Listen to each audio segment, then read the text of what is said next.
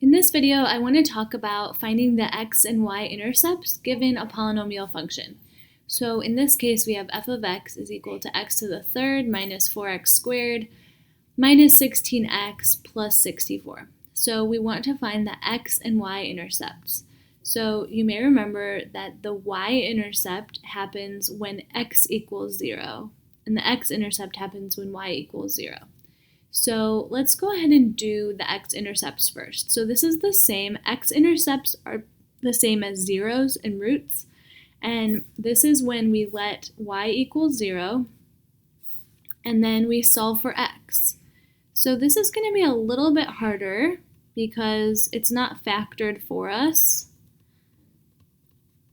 But we're going to look at some ways we can factor this.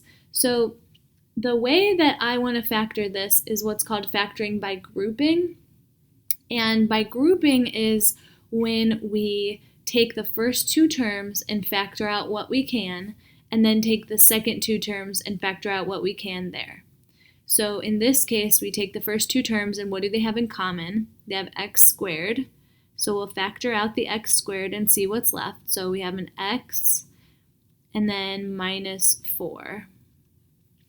And then here, we're going to factor out what's in common. So I'm going to factor out a minus 16. And even though there's not a minus sign here, we can take out the minus sign here so that we get x minus 4. And not all polynomials will factor just like this, but it's a good way to start trying to factor a polynomial.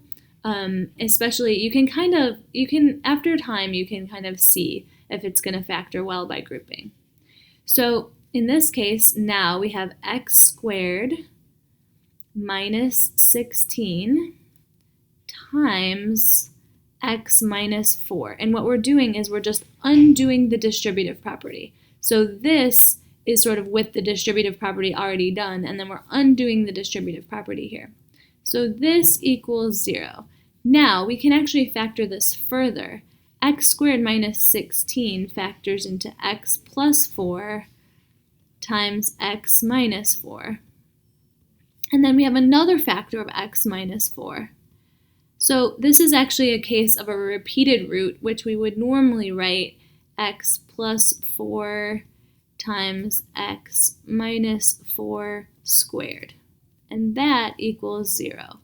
So now for x-intercepts, we're looking for where can we make this equal to 0. So either x can equal negative 4, or here x can equal positive 4. And these are the two x-intercepts.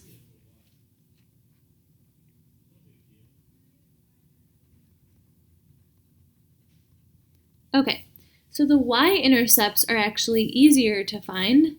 The y-intercepts are the places where x equals 0, and there's actually only one as long as it's a function. So for y-intercepts,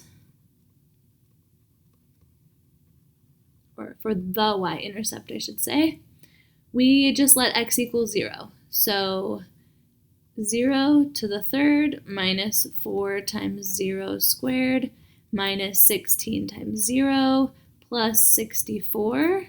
That's what y equals. And so all of these are just 0. So y just equals 64.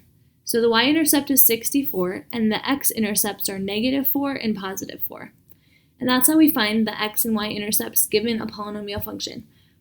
If you run into a quadratic equation or a quadratic factor that you don't know how to factor, remember that you can always use the quadratic formula to factor or to find the roots of a quadratic portion of a polynomial.